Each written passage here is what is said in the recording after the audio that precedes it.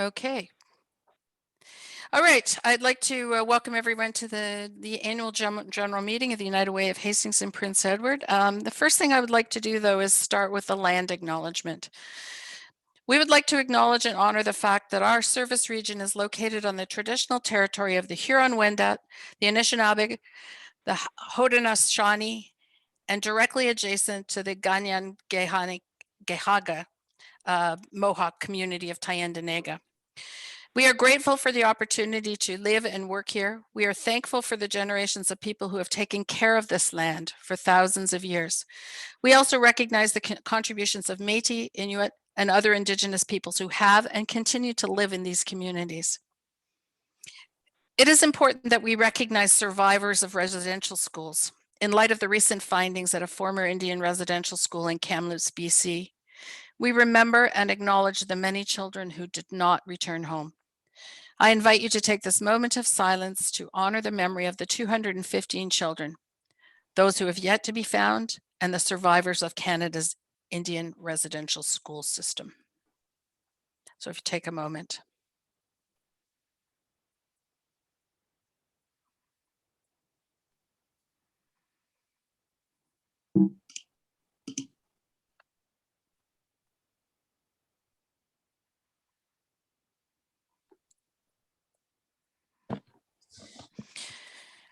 Okay, thank you very much.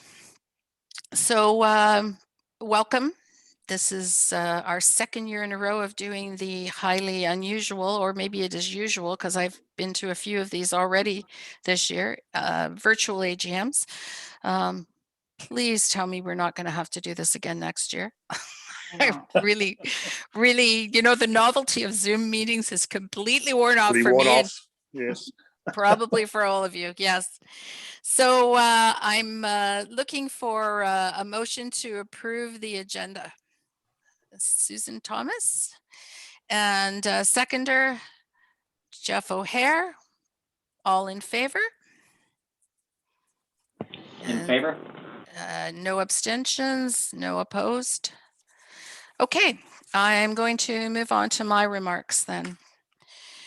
Over the last couple of weeks or so, we've been reminded that Canada is not exactly what many of us believe it to be. We've been dismayed by the evidence that has been revealed surrounding the tragedy of Canada's Indian residential schools and by news of the recent hate-motivated attack against a Muslim family in London. These incidents and many others do not look like the local love that we hold so dear in the United Way movement. Last week, Brandy and I attended a virtual town hall held by United Way Canada Centraide. The meeting began with comments from the executive directors of the United Ways of the areas, including Kamloops, BC, and London, Ontario. They each described how their communities were hurting and indicated that they, the local United Ways, need to be present for their communities, to find a voice on how best to support them and to determine how best to move forward. We need to understand that these tragedies could happen in any of our communities, and we need to remind ourselves what local love looks like. It is inclusive, diverse in all senses of the word, and equitable. In last week's town hall with United Way Canada Centraide, they provided an update on the work so far on the National Equity, Diversity, Inclusion, and Indigenous Collaboration Strategy. I'm pleased that we've included work in this area in our own strategic plan. This focus is more important now than it has ever been. But we also need to remind ourselves about the astounding work that Brandy and her staff have done over the last year under very trying circumstances.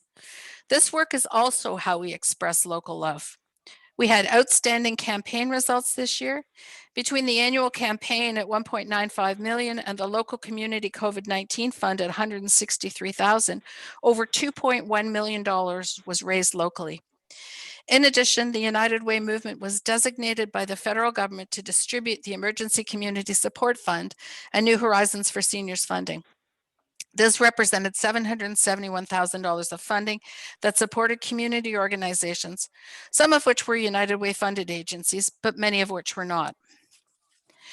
I would also like to express our sadness at the passing of our longtime benefactor and friend, Morris Rowlands. We are so grateful for his generous financial support and friendship over the years. I'm so pleased that we were able to honor him this year with the naming of our building. And also during the past year, we completed the work of revising our strategic plan, which will guide our work over the next few years. Thanks to Gail Walker for her leadership on this project. And in particular, I'd like to acknowledge and thank the staff of the United Way Hastings Prince Edward, and particularly Brandy Hodge, for their dedicated, innovative, resourceful, and loving work over the past year. We would be nothing without all of you. And thanks to all of the board members, campaign cabinet, allocations panel members, and other volunteers. You are the best. It is an honor to serve as the board chair, and I look forward to seeing you all in person in the fall. Thank you. All right, so now we're looking at the minutes of the 2020 AGM. And those are applause hands, not hands up hands, right? Thank you. I was wondering, I saw them and it's like, whoa, they have questions. So I need a motion to approve or actually a motion surrounding. Let me start this again. I need someone to move that we dispense with the reading of the last year's AGM minutes. Jeff Hohenkirk, and a seconder, Tim Bannon. All in favor? In favor. I know we're going astray if people ask to actually have them read, so I think we're still on track, so that's good. Moving next to item 4, which is the Executive Director report. Brandy. Yeah, I'm going to share my screen and I'm going to hope it goes well. Do you see the report to the community screen? Yes, everybody sees that? Okay, yes, great. Yep. Perfect. Okay. Okay. So good evening. This last year has been a challenging one. It seems almost silly to say that anymore. We've repeated those same words so many times. It was, however, a challenging year for all of us as an organization, for our service partners, for our community, province, and our country. However, it is times like this that highlight the importance of United Ways and why our mandate is so vital to the health and well-being of our communities.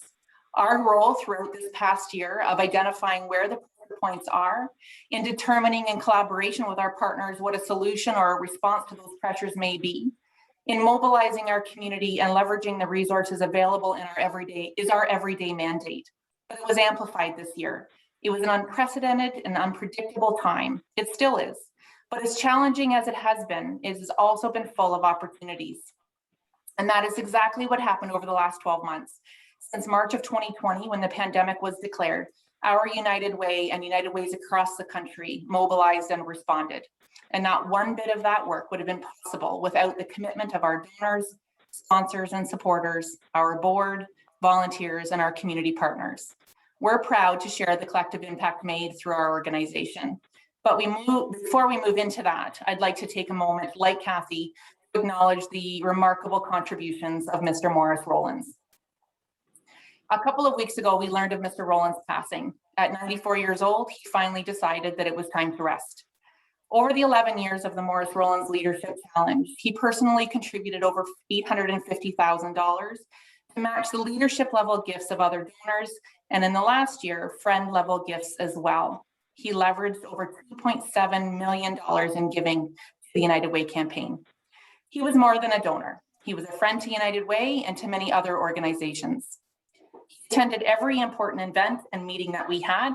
He'd have been here tonight, and tomorrow he would have requested a meeting with me to talk about how we're doing financially. He was acutely aware of the challenges of this community, especially those in the downtown core that he called home to his business for many years. And he wanted to know where the pressures were, why they were there, and what we could do differently about them together. He was a man who cared deeply, and our hope is that he knew how very much he was appreciated. He worked hard right up until the pandemic prevented him from going to the office. He embraced Zoom calls at 93 years old, and we were able to keep in touch with him that way. We trust that he will now, at 94, finally take the time to rest in peace. Impact was what was important to Mr. Rollins. So in that spirit, we'll move along. In the 8 pages of our annual report to the community, which you will find online and in your packages, we attempted to capture a summary of this past year and truly what a year it has been. In February, United Way Hastings and Prince Edward celebrated a record-breaking fundraising year with over $1.95 million raised through the annual campaign and over $160,000 raised through our appeal for the COVID-19 Community Response Fund. Over $2.113 million was ultimately announced to the community. 119 different workplaces supported our fundraising efforts through employee payroll deduction campaigns and corporate gifts. 403 volunteers supported our efforts to create change in this community. And for the first time ever, as Kathy indicated, United Way acted as an intermediary for the allocation of federal dollars to ensure that the Emergency Community Support Funding and New Horizons Seniors Funding enabled community service providers to respond to the increased challenges that COVID-19 placed on the people they serve. We efficiently and effectively allocated over $669,000 in emergency community support funding and over $68,000 in seniors funding.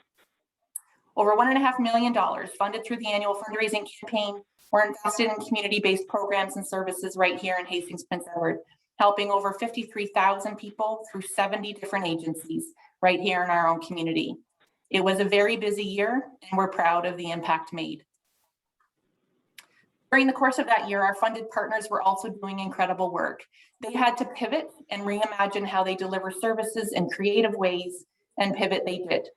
Even in a pandemic year, when many doors were closed to the public, our partner agencies, offering 13 different United Way funded programs to children, youth, and their families, still impacted over 15,000 young people. Over 27,000 visits to youth drop-in centers were enabled. These visits may have looked very different than they did in the past, but the supports were available, and in some instances, maybe even more accessible than they ever had been before. 385 parenting sessions and supports were delivered during a time when parenting was even harder than normal. 3,144 youth developed relationships with mentors, and 144 youth were engaged in work that impacted issues that they identified as being important to them by creating and leading a series of virtual youth activities, including coffee houses that focused on mental health, speed friending to facilitate the development of new relationships when meeting new people was next to impossible, and raising awareness where youth could find the help that they needed. These are only a fraction of the impact made, but speak to the importance of the programming that support all that kids can be. The pandemic highlighted that access to basic needs of life are paramount to our ability to be resilient. The 20 programs funded by United Way under the Poverty to Possibility pillar provided help to over 16,000 people right here in our own community. 26,000 food boxes and hampers were delivered to families and all across Hastings and Prince Edward, and over 8,700 nights of transitional housing were provided.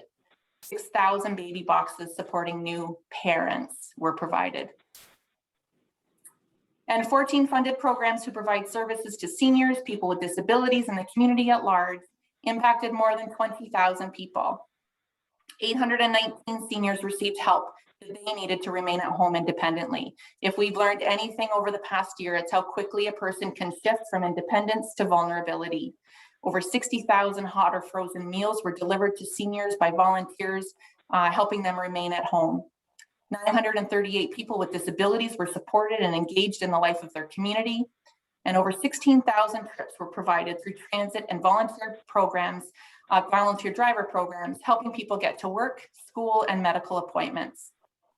Again, just a sample of the overall collective impact achieved by our funded partners, remarkable and important work that has added to the health and well-being of our community, enabled by our donors and the success of our fundraising campaign. As mentioned previously, we launched our annual campaign not knowing what to expect. But in all honesty, by the time September rolled around and we launched that campaign, we knew there was great momentum and energy around it. That said, we certainly did not anticipate a record-breaking fundraising year. More than $2.1 million was raised last year through the contributions of 219 different workplaces, 80 of which were small businesses. We had 7 different foundations engaged, over 2,000 donors, and almost 5,500 people that engaged with our work. Some of our workplaces had remarkable growth, such as the Government of Canada Workplace Charitable Campaign at both Canada Revenue Agency and 8 Wing Trenton, as well as Magna International. Procter & Gamble was once again our largest supporter, even amidst the additional priorities and focus required within a workplace that employs 900 people in a time of pandemic. And small businesses like Task Force Engineering doubled their campaign in 1 year. Blake, I'm glad to see you celebrating. Events look a little different this year. And while we had to cancel the majority of our events, Will Week, Cars for Community, and our new virtual auction raised almost $75,000. It was a humbling experience to watch the generosity of this community. And that generosity extended to United Way's response to the COVID-19 pandemic. Obviously, response and recovery was a tremendous focus for us as an organization. United Way had an important role to play in our community's ability to be resilient, to respond to its own needs, and to start on the road to recovery. As you heard earlier, almost $750,000 were allocated, 44 different organizations funded by the federal government. This was the first time we had partnered with the government as an intermediary, and I'm proud to say we completed this with efficiency, integrity, and due diligence.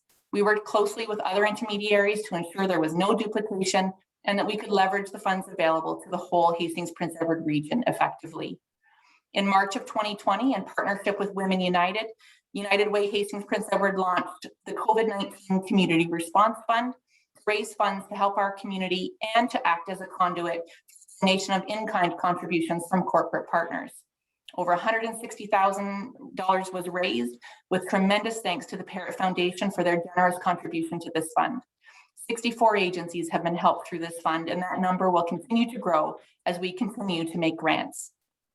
More than 24 tons of food was donated by Nestle Canada that was distributed to over 20 different food banks and meal programs across our region. 925 cases of diapers, wipes, and hygiene products were donated to 33 different agencies through our partnership with Procter & Gamble. And 700,000 masks were donated, 200,000 of them locally, and over 500,000 of them were shared with our United Way network in Central East Ontario. In addition to that, we developed a grocery shopping and delivery program in the Belleville and Quinte West area, and we funded that program in other areas of the region. In total, almost 4,000 deliveries were made to 348 seniors in our communities. 73 volunteers supported the initiative, and locally in Belleville, it was greatly helped by the Belleville Police Service and the Performance Sales and Accessories. As I said, it's been quite a year. A special thank you goes out to all of our partners, including our campaign cabinet, led by Inspector Sherry Meeks of Belleville Police Service, who was charged with raising the funds in our community. Our board of directors, led by Chair Kathy Rushton, who govern and lead this organization with integrity and who offer their support to me without question. Our allocations team, who has a difficult task of assessing funding applications and making funding recommendations. Our donors, sponsors, and volunteers who trust us to steward their charitable dollars. Without them, none of this is possible. And not the least of which to our staff team, who in the last year have poured blood, sweat, and tears, and I often say that figuratively, this year I mean it literally, into the well-being of this community and the profile of our organization. The creativity and ingenuity that you offer was and is remarkable.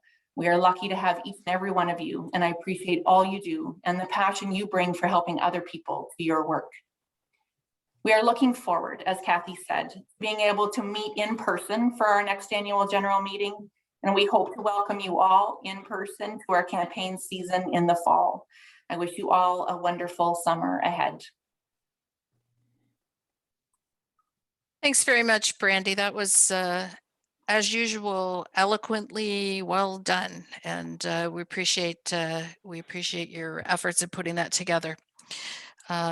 So moving on to the next item is our financial report. And first, we're going to ask Zach Kruger of our auditors, Wilkinson and Company, to present the auditor's report.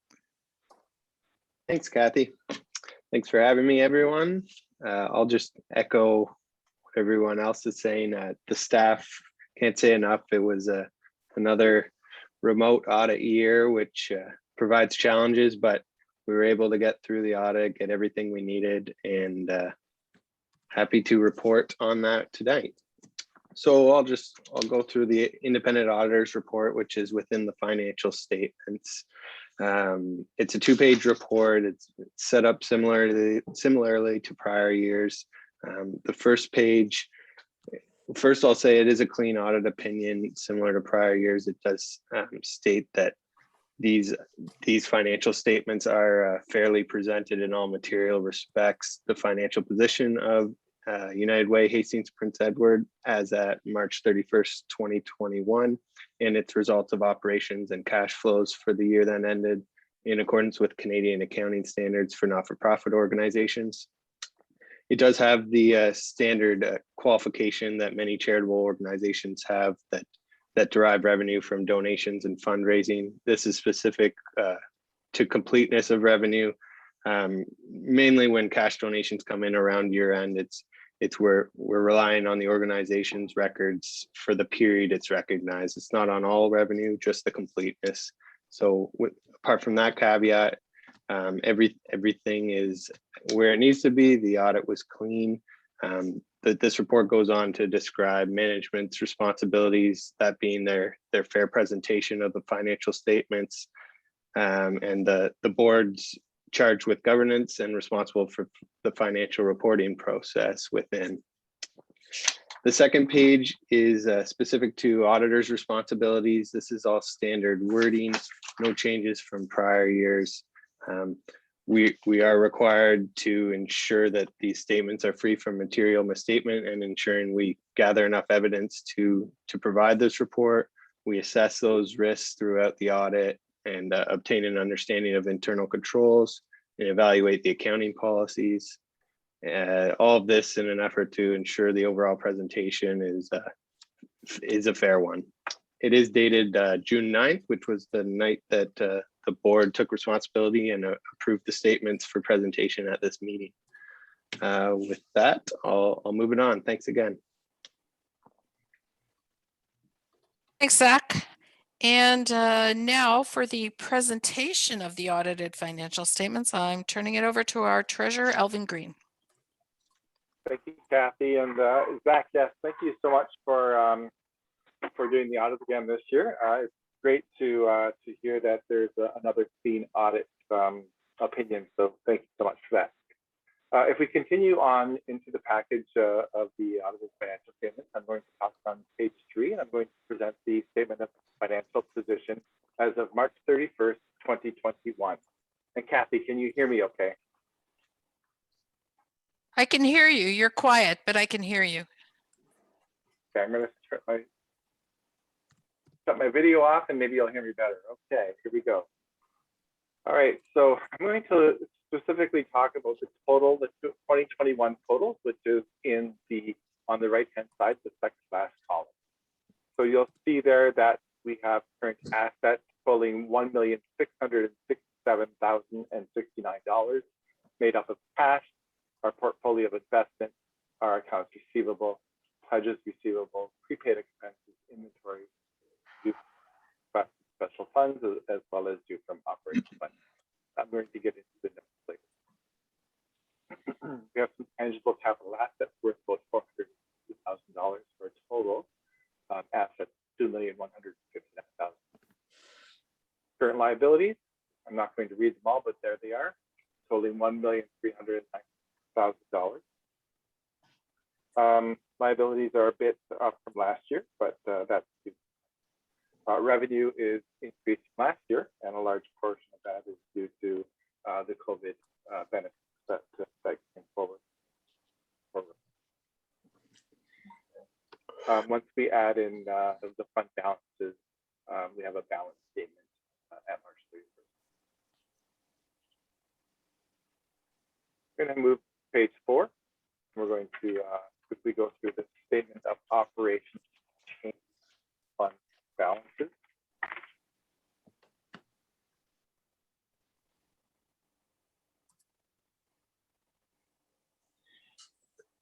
Our campaign revenue this year was $1,898,000, adding in revenues from other United Ways, also due to campaign. Gross campaign revenue of $1,028,000, a little bit down from last year. That's why that would be. Picking off our uncollectible debt, we have a net campaign revenue of $1,887,335. Adding in the COVID fund, 101,000. Paying special attention to note 11. If you want to jump note 11, I can quickly talk about that note, which Zach has presented to identify the COVID funds this year as something that's a bit out of the normal. So in addition to the above, COVID-19 had a following effect on the financial operations during the year. United Way HPE Community Response Fund. So that's on page 15 of this report. The note 11 identifies donations received as a result of the COVID-19 Community Response Fund at $220,217. Donations and products for next year at 121, for total donations used for fund expenditures for year of 101,082. And then there's an explanation of where those funds went to. Grants awarded, program administration, District 8, PPE and sanitization products distributed, grocery delivery program expense, grocery delivery program wages, other changes.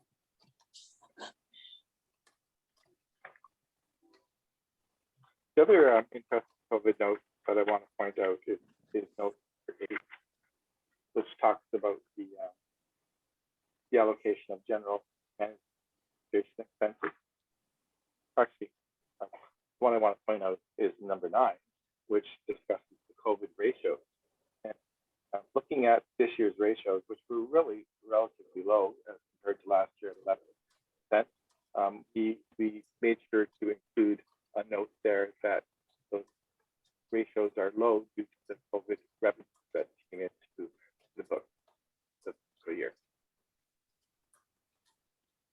We just wanted to make sure that that was. I'm sorry to jump around, but I just wanted to make sure that we included those. Going back to our statement of cash flow, statement of operations and changes in fund balances. We talked about note 11, expenditures. Next, fundraising expenditures, schedule 1 of $330,000. Our net revenue available for programs is $2,642,000. Program expenditures in relation to allocations and designations in Schedule 2 are $1,155,000, and those allocations broke down in Schedule 2. Of our COVID-19 support grants and expenses in Schedule 2 of $807,425. So if we look at our excess funds transfer, note 4 of $145,883.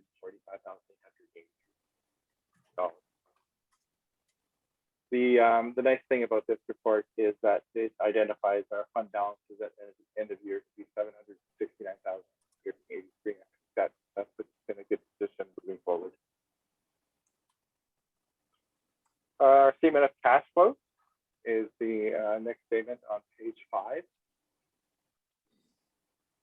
I'll point out, without going through the whole document, that our cash flow provided from operating expenses has increased dramatically, $125,000 from last year. That's currently at $376,851, and we have net increase in cash and equivalents of $363,675.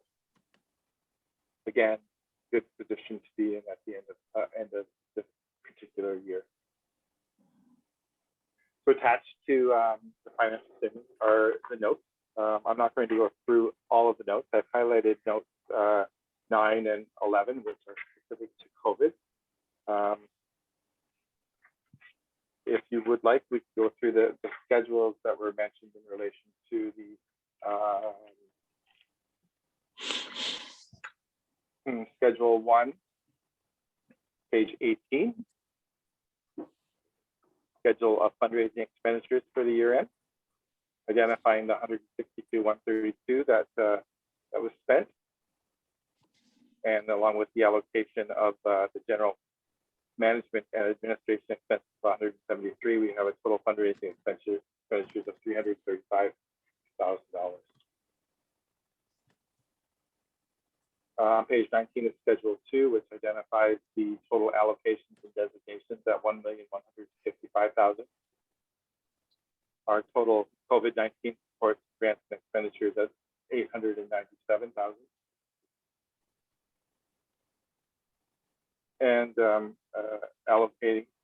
adding in the allocation of general management expense of 173 for a total program expense of $2,478,494.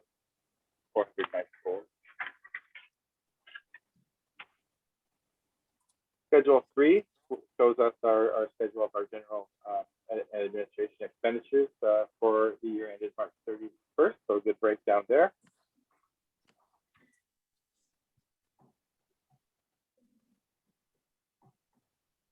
Totaling 347 after we add in the allocation of the fundraising expenditures. And the last Schedule 4 on page 21 breaks down the allocation to funded agencies during the year, which totals $1,057,558. I hope that conversation going through the financial statements, the audited financial statements was helpful. If I could make the motion at this point that I move that the audited financial statements for the year ending March 31st, 2021 be adopted as circulated. So I have a seconder. Anne-Marie, thank you very much. Any discussion before we put that to a vote? And I'll note that Zach is here for the tough questions. I have a question. Okay, Blake. I was just looking at Schedule 3. The occupancy costs more than doubled, and I was just wondering what the significant change was there. Yeah, so off the top of my head, I'll tell you that I didn't mention that because most of the people around the table knew that we had costs incurred this year for mechanical issues that happened on the building. So we had to put in a new air conditioner and some HVAC systems. So a large portion of that expenditure was due to those costs. All right. Thank you. Thanks, Blake. All right, so I'll put it to a vote if there's no other conversation. All in favor? In favor. Thank you very much. The other thing that I want to do before I move the agenda on is to make a motion to appoint Wilkinson as our auditors for next year. In accordance with the policy established by the Board of Directors, our auditors are to be appointed annually. I move that Wilkinson and Company be appointed auditors for the coming year for United Way of Hastings and Prince Edward. Can I have a seconder, please? I'll second. Thank you, Bob. You're welcome. Any discussion? All in favor? In favor. Looks like that motion is passed as well. Before I give up the table, I wanted to just give a note of appreciation to the Director of Finance for United Way, Corinne. Does a lot of work to ensure that the finances are done appropriately and ethically. And I know that Zach would shake his head yes, but I say that whenever there's a question, she reaches out to Zach and myself and Kathy to ensure that things are moving in the right direction. So I don't think Corinne is on the call, but I wanted to just point out her knowledge, her experience, and her ethics go a long way in the good work that we see coming out of that office. Thank you. She is on the call, Alvin, so she did hear you. She said thank you. Perfect. Thanks, Alvin. And may I also commend you on all your fantastic work as the treasurer. It's probably the biggest burden that anybody carries of any of the volunteers, and really appreciate the work you've done on as leading us through the financial stuff. So thank you very much for that. All right, moving on. Item 8 is the Governance Committee report and includes some proposed changes to the bylaws. So I will turn this over to our Chair of Governance, Chris Hepburn. Thank you, Kathy. So I would like to make a motion to approve changes as presented, including grammatical changes, 11 instances of gender-specific pronouns changed from his to their, and quorum changes to both the annual general meetings and meetings of the members to a majority of members from a majority of members present. I was wondering if I could have a second. Mark, thank you. Is there any discussion? Okay, all in favor? I have a question. Oh, sorry.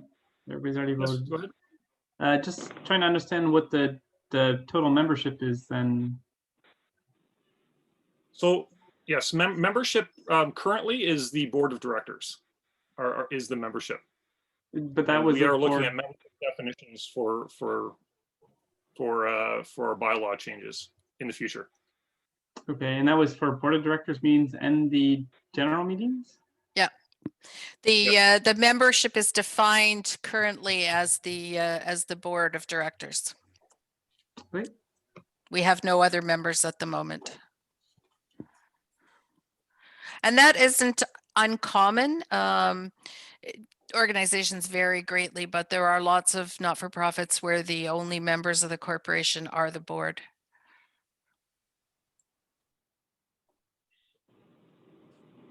Any other discussion? Questions? Okay, so we'll put that to a vote. All in favor? In favor. Okay, thank you. That's carried. Thanks, Chris. So the next item is our nomination committee report, and I just want to go through what we have here. So we have a number of directors who are returning who are currently midterm, so do not require re-election. And that would include Chris Hepburn, Bob Howe, Anne-Marie Murphy, Kim Taylor, Jeff O'Hare, Gail Walker, Susan Thomas, and Bonnie Sweet and Marg Burgoyne, who are appointed by the Quinte Labor Council. And then we have 5 directors who require re-election to a 3-year term. Tim Bannon, Elvin Green, Jeff Hohenkirk, myself, and Estelle Issa. And then we have a new director elected to a 3-year term, and that would be Blake Stacy. So looking for a motion to accept that report and the election of those listed to the board of directors for terms identified. Chris, would you mind making that motion? Bonnie is not with us tonight. Oh, absolutely. Thanks, Chris. And a seconder? Gail? Okay, all in favor? In favor. Great, thank you very much. And we have reached the end of our annual general meeting. Thank you all for being in attendance and for your attention. It's really nice to have the staff with us this evening. It's important to see your faces and to we know the good work you do, but we don't always see you. So it's nice to see you today. So I'm looking for a motion to adjourn. And that would be Estelle. Yeah. And all in favor? Favor. Great. Thank you so much. So we are in adjournment. So thank you to the staff. I think